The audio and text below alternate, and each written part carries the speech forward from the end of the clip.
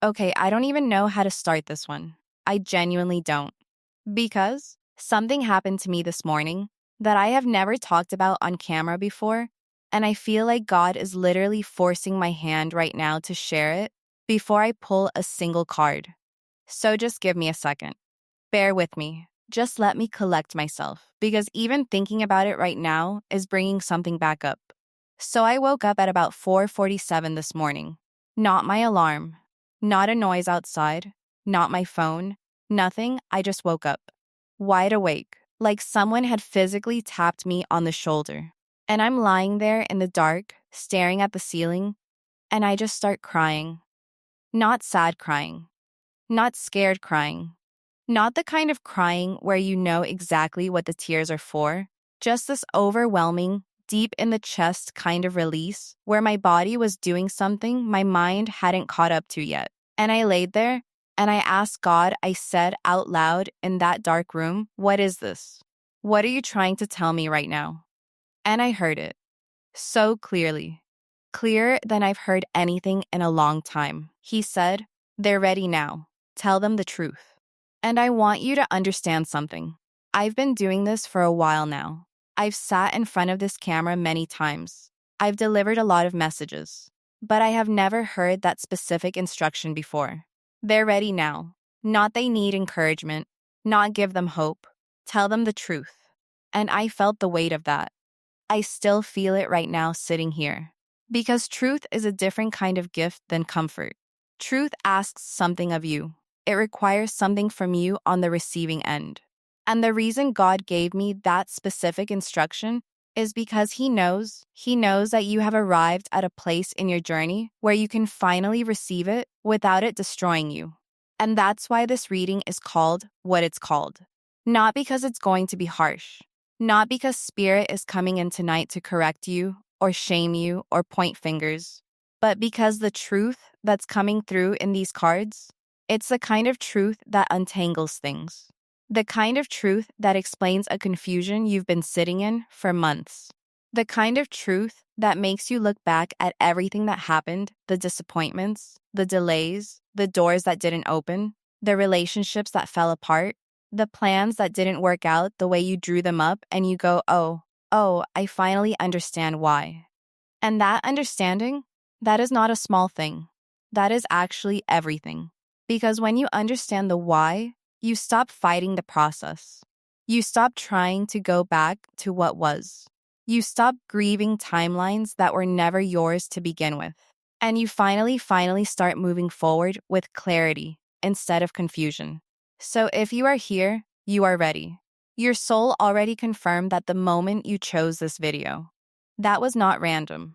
That was not the algorithm. That was something in you that recognized its own name in the title and said that one. That's the one I need today. Trust that. You were brought here on purpose. Let's go ahead and get into these cards because Spirit has been pressing on me all morning and I am not making it wait any longer. Card 1, the High Priestess. Oh, wow. Okay, wow, I want you to really look at this card with me for a moment before I begin interpreting, because the image itself is the message.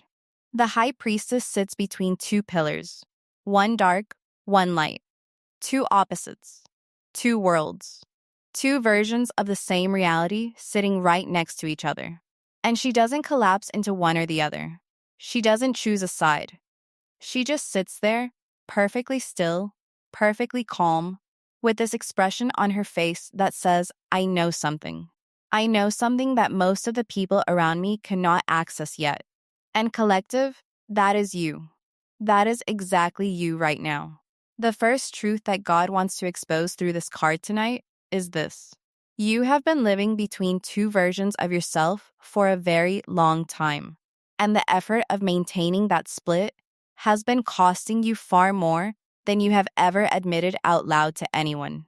Let me tell you what I mean by that specifically, because I don't do general readings. Spirit said tell them the truth, and the truth requires specificity. There is a version of you that the world sees, the functional version, the one that shows up to work, handles responsibilities, responds to messages, shows up for other people, keeps it moving. The one that says, I'm good, when someone asks how you're doing, and means it just enough that nobody asks a follow-up question. The one that has learned, probably over many years, how to hold things together on the outside, regardless of what is happening on the inside. And then there is the version of you that nobody sees. The version that exists in the quiet, in the car, before you go inside, in the shower, in those 20 minutes before you fall asleep, where you can't distract yourself anymore, and the real thoughts come in. That version knows things, feels things with an intensity that is sometimes genuinely frightening, picks up on energy in a room before a single word has been exchanged, has been sensing for months, maybe much longer, that something in your life is not right. Not just difficult, not right. Something is misaligned at a fundamental level. A relationship that looks fine from the outside, but feels spiritually hollow on the inside. A career that pays the bills, but is slowly draining something from you that money cannot refill. A version of yourself that you have been performing for the comfort and expectations of people around you, without ever stopping to ask whether that version is actually who you are. The high priestess is arriving in this reading tonight to say, God has been watching both versions. He has seen the public one and the private one. He has been in the room for all of it. And he is not judging either version. But he is saying the performance is over. Not because you did anything wrong by performing. You did what you needed to do to survive the seasons you were in. But there is a new season beginning, and it does not have room for the performance. It only has room for the real you. Let me give you a specific example so this does not stay abstract. Think about a woman named Diane. Diane is 34, marketing director at a company she has worked at for 7 years. From the outside, her life looks like something people would screenshot and save to a vision board. Good salary, nice apartment, long-term relationship with someone who is objectively a good person on paper. A social life that keeps her calendar full. But Diane has not felt genuinely happy in almost 2 years. Not sad in a clinical way. Not in crisis. Just hollowed out. She wakes up most mornings with this low hum of dread sitting in her chest that she cannot attach to any specific cause. She has been in therapy for a year and a half, and she talks around the real issue in every single session without ever once naming it directly. Because she knows what it is. She knows that her relationship, despite how good it looks on the outside, is spiritually and emotionally dead. She knows that her job is extracting something from her creative and energetic core that no bonus or promotion is going to replace. She knows that at least half of her social circle only maintains contact with her because she is the one who organizes everything, remembers everyone's birthdays, checks in first, holds the group together. But she has not said any of this out loud. Not once. Because saying it out loud makes it real. And if it's real, she has to do something about it. And doing something about it means dismantling a life that took years to build. That is who the high priestess is speaking to tonight. The Dianes. The ones who already know. The ones who have known for a while. The ones who have been choosing the manageable discomfort of pretending not to know over the terrifying clarity of admitting what they actually see. Here is the specific truth God is exposing through this card. You already know what needs to change. You have known for longer than you want to say. You do not need another sign. You do not need this reading to tell you something your gut hasn't already been whispering. What you needed was permission. Permission to trust what you know. Permission to stop explaining it away. Permission to let it be real. Consider this your permission. Card 2, the Tower, okay. All right, I see it. I know. I know some of you just pulled back a little when this card flipped over, and I need you to breathe and stay right here with me. Because I promise you, in this specific reading, in this specific sequence, after everything the High Priestess just revealed, the Tower is not a warning. It is not a punishment. It is not God being harsh with you. It is an answer. An answer to a prayer that you prayed so long ago and in such a desperate moment that you may have genuinely forgotten you ever prayed it. Do you remember the moment Maybe it was in your car. Maybe it was in the middle of the night. Maybe it was on your knees on your bathroom floor when you looked up and said, God, I need something to change. I don't know how, and I don't know what, but I cannot keep going the way things are. Do you remember that prayer? Because the tower does. And it showed up tonight to tell you that prayer is being answered. Not gently, not quietly, but answered. Here is what the tower actually is beneath all the fear it tends to generate. It is divine demolition. It is God removing, sometimes forcefully, the structures in your life that were never meant to survive the chapter you are entering. And the reason it feels like chaos when it's happening is because you built your life around those structures.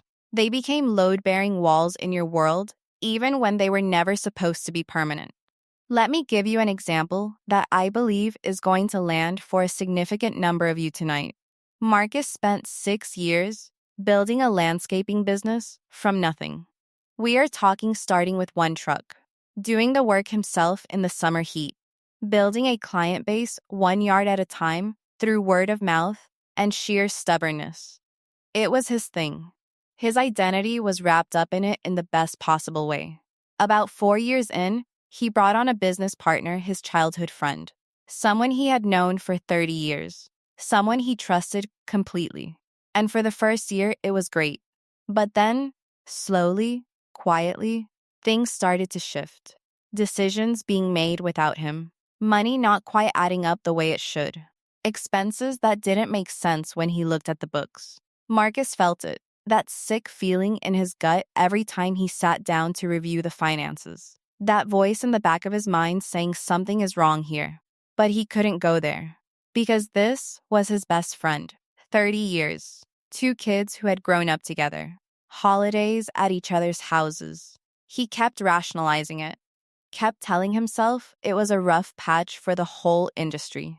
Kept protecting the relationship at the expense of what he already knew about the reality. And then, everything fell at once. A major commercial contract they had been, depending on, fell through under circumstances that came back to misrepresentation on the partner's side. The financial audit that followed revealed 18 months of quiet mismanagement. The full picture came out in the space of about 3 weeks, and Marcus described that period as feeling like the floor physically gave way beneath him. He said he didn't sleep properly for a month. He genuinely believed in those weeks that he was watching everything he had built collapse, and there was nothing he could do to stop it. But here is what actually happened on the other side of that collapse. Marcus was forced to completely restructure. He secured a small business loan. He brought in a real accountant who helped him understand his numbers for the first time at a level he had never accessed before. He rebuilt the client roster intentionally rather than organically, and the clients he rebuilt with were higher quality, longer term, better paying. 14 months after what felt like the end of everything, his business was generating 3 times the monthly revenue it had ever produced with a partner in the picture. And the friendship? It had to end. Marcus had known it needed to end for at least 2 years before the tower took the decision out of his hands. He just hadn't been able to choose it himself. That is what the tower does for you when you are not able to do it for yourself. It removes what you were too loyal, too afraid, too comfortable, or too emotionally entangled to remove with your own hands. The specific truth God is exposing through this card tonight is something your guides need you to hear without softening. Something in your life is either already falling or it is about to. You may be in the middle of it right now and it feels like devastation. You may be sensing it approaching, and your nervous system is already bracing for impact. But what they are pressing on me to make absolutely clear is this: the thing that is falling was never your foundation. It only felt that way because you built your daily life around it. Your actual foundation, your gifts, your faith, your character, your resilience. The version of you that has survived every hard thing up until now, that foundation is not only still standing, it is stronger than it has ever been. And what gets built on it in this next chapter is something the tower was always clearing space for. This is not your ending. This is your renovation. and the demolition crew had to come through before the rebuild could begin. Card 3, the moon. Okay. This one is the one I felt coming since I first sat down tonight. This is the card I knew was going to be in this reading before I even started shuffling. The moon. The card of what lives in the dark. Of what is present, but not yet fully visible. Of the gap, sometimes a very significant gap between what something appears to be and what it actually is when the full light hits it. And in this position, in this reading, coming in after the High Priestess showed us the double life you've been living, and after the Tower told us what is being demolished, the moon is arriving to name something very specific.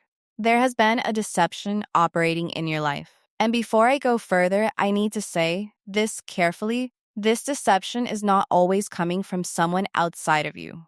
Sometimes, and this is the hard truth in this particular card tonight, the most significant illusion is the one you have been maintaining for yourself. I want to explain this with precision, because this is where I see spiritually sensitive people get tangled up in a very specific and very painful way. When you are someone who feels things deeply, and you are, I can tell you are.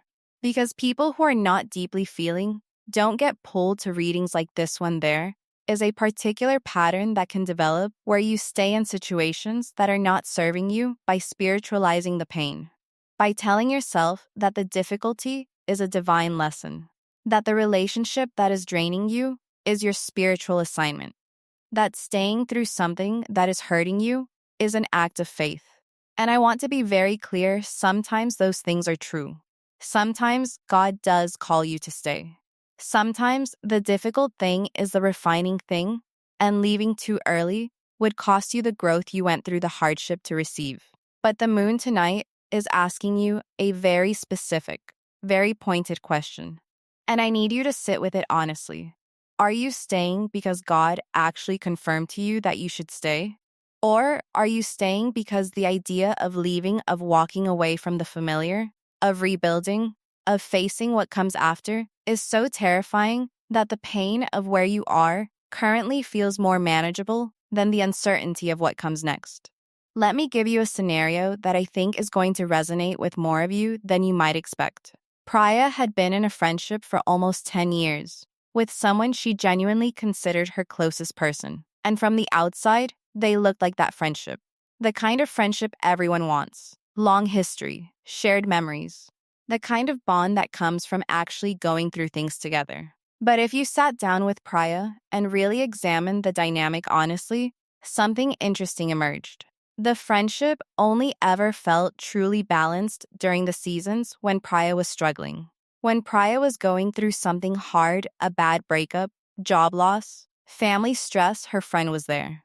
Present, supportive, consistent. But the moment Priya's life started going well, when she got promoted, when she lost weight and started feeling good in her body again, when she met someone who actually treated her right, the energy between them shifted in ways that were subtle but unmistakable. Small comments that seemed like jokes but landed like criticism. A dismissiveness toward Priya's wins that was never openly hostile but was always quietly present. A habit of introducing doubt right at the moments when Priya was starting to feel genuinely confident. And Priya felt all of this. She felt every single instance of it. But she kept calling it a friendship, kept showing up, kept extending grace and benefit of the doubt and spiritual generosity. And she used her faith to justify staying. She would say things like, I'm supposed to be a light in her life, or God placed her in my path for a reason, and I don't walk away from divine assignments. The moon came into Priya's life, not through a tarot reading, but through a moment of complete honesty in her journal at 2 a.m, when she wrote the thing she had been refusing to write for 2 years. And once she wrote it, she could not unsee it. The reason this friendship existed in its current form was not because God needed Priya to be this person's light. It was because Priya had not yet learned that her light was not a resource available for unlimited withdrawal by people who had no intention of reciprocating it. The truth God is exposing through the moon tonight is layered. The first layer is this: you have been seeing someone or something through the version of them you want them to be, rather than the version they have consistently shown you they actually are. The second layer is this: the reason this illusion has been able to stay intact for as long as it has is because some part of you has been allowing it, has been choosing the story over the evidence, has been extending grace past the point where grace serves anyone. And the third layer, and this is the one your guides most need you to receive tonight, is that God did not keep this hidden from you to protect the other person. He kept it at the level of knowing rather than naming. Because 6 months ago, 12 months ago, even 3 months ago, the full clarity of this truth would have devastated you in a way that you were not yet equipped to handle. Now you are. That is why it is coming to the surface now. That is why this card is in this reading tonight. The moon is not exposing this to punish you or to embarrass you for missing it. The moon is exposing this because your level of inner strength has finally caught up to the level of truth you are being asked to carry. Look at what is actually there. Not what you have been hoping is there. Not what it used to be. Not what it could theoretically become. What is actually, demonstrably, consistently there right now. That is the only thing worth responding to. Card 4, Judgment. Whoa. Okay. Because this card right here, after everything that has come before it in this reading, this is the card that snaps the entire picture into focus. Judgment, and I'm going to say right up front, for anyone who felt their stomach tighten at that word, this card has nothing to do with condemnation. Nothing to do with being judged or evaluated or found lacking. In the tarot, the Judgment card is the card of awakening. It is the card of the trumpet sounding. It is the moment in your story where the part of you that has been sleeping, the part that has been playing small, playing safe, playing the version of yourself that other people's comfort required, finally wakes up. Fully, completely, with no more snooze buttons available. And here is the specific truth Judgment is bringing into this reading tonight. There is a calling on your life, an actual, specific, divinely assigned purpose that has your name on it and only your name on it. And you have been in a long-running negotiation with that calling. You have been finding reasons why it's not the right time yet, finding evidence for why you need to be more prepared, more qualified, more healed, more financially stable, more something before you can actually step toward it. And Judgment is arriving tonight to tell you the negotiation is over. The season of convincing yourself you're not ready has expired. God is calling time. Let me give you a very grounded example of what this looks like in a real person's life. James grew up with a voice. Not just literally, though, yes, literally too. Because the man could command a room just by opening his mouth, but a voice in the metaphorical sense. A perspective. A way of seeing things and then articulating them in a way that made people stop whatever they were doing and actually listen. Teachers wrote it in his report cards going back to elementary school. Friends called him when they needed to think something through. Strangers at parties would end up in corner conversations with him for an hour and walk away saying, "I don't know why, but that made me feel completely different about my situation." But James spent 22 years in logistics management. Not because he loved it, not because it was his passion, because it was stable, it was respectable, his parents understood it. It came with benefits, and a retirement plan, and a salary that made the math of his life work out.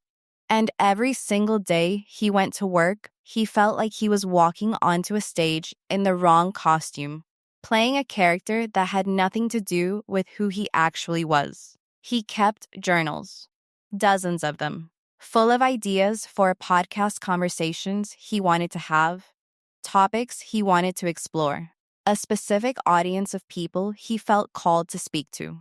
He would sometimes record himself talking for an hour and then never do anything with it.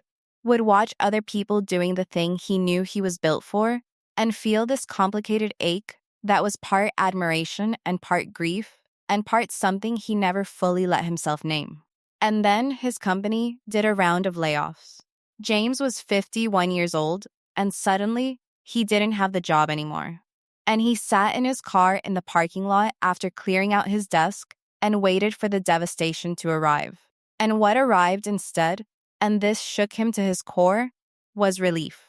Quiet, terrifying, overwhelming relief. Like a pressure he had been living under for so long, he'd stopped noticing it had suddenly been removed. And in that parking lot, he heard something. He didn't tell people about it for a long time because he wasn't sure anyone would understand. But he heard, very clearly, something that said now. Not one day. Now, James launched the podcast. He was not young. He did not have a following. He did not have production equipment or a media background or any of the things he had been telling himself he needed before he could begin. He had a microphone, a laptop, and 22 years of having something to say. Within 8 months, he had built a community of listeners who wrote to him regularly to tell him that something he said had changed how they were thinking about their own lives. Not viral numbers, but real, specific, measurable impact on real people who needed exactly what James had been sitting on for 2 decades. That is judgment. That is what happens when the comfortable detour gets removed and you are left standing directly on the path you were always supposed to be walking. And here is what your guides need you to hear through this card right now. You have been telling God you're not ready. Maybe not in those words. Maybe through the delays, the over-preparation, the waiting for conditions to be perfect, the choosing of safer options over the scary real one. But the message has been clear. And God's response every single time, without exception, has been, yes, you are. You have been ready. You have been ready for longer than you know. And tonight, he is not asking anymore. Tonight, through this card, he is declaring. The trumpet is sounding. The only question left on the table is whether you are going to rise when you hear it. Okay, I want to take a breath before I close this out because I don't want to rush. I don't want to flip into CTA mode and send you off like this was just content. Because it wasn't, and I think you know that. What came through in this reading tonight was something I did not plan in the way I normally plan sessions. I knew I was being called to deliver something about truth, about divine exposure, about God showing people things they are finally ready to see.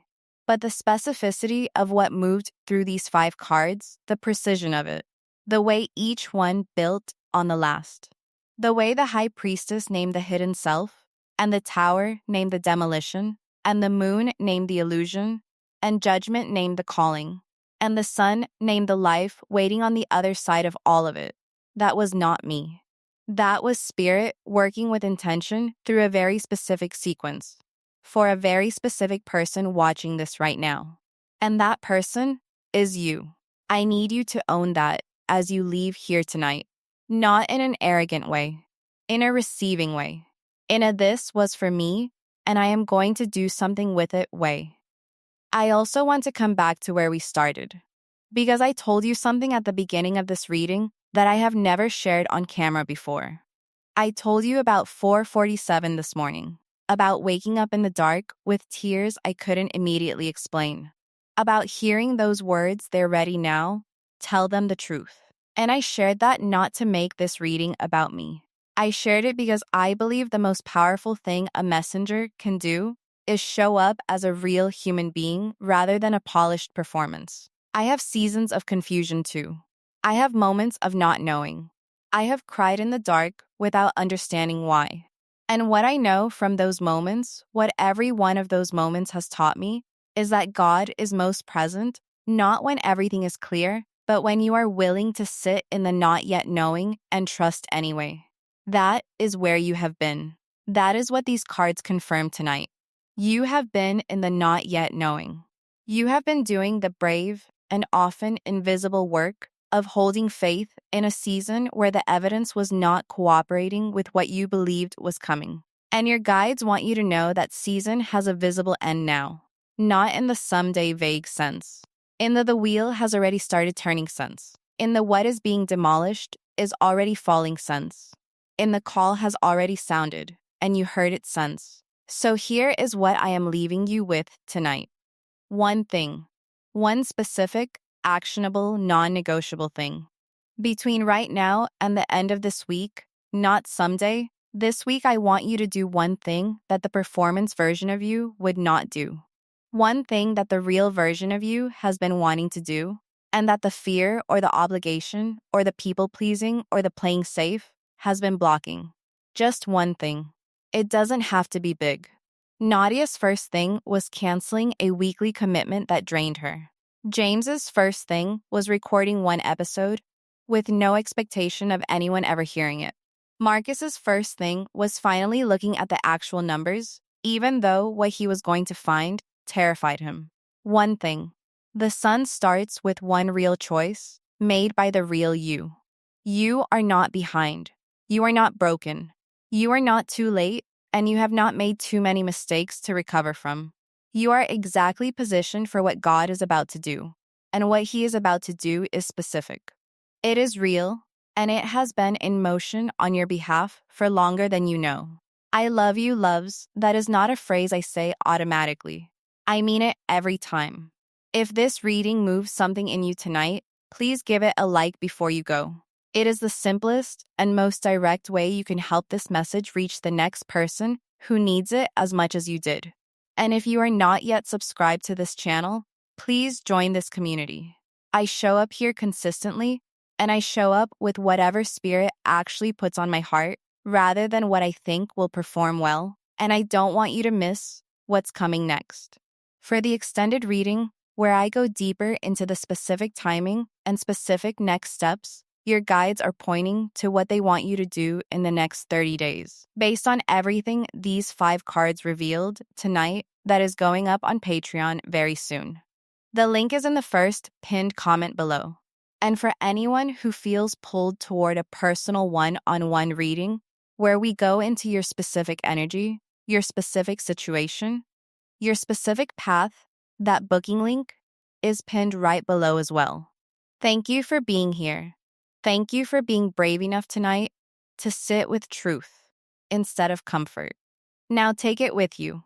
Go do something with it. That is the only response that honors what came through in this session. I will see you in the next one. Bye, loves.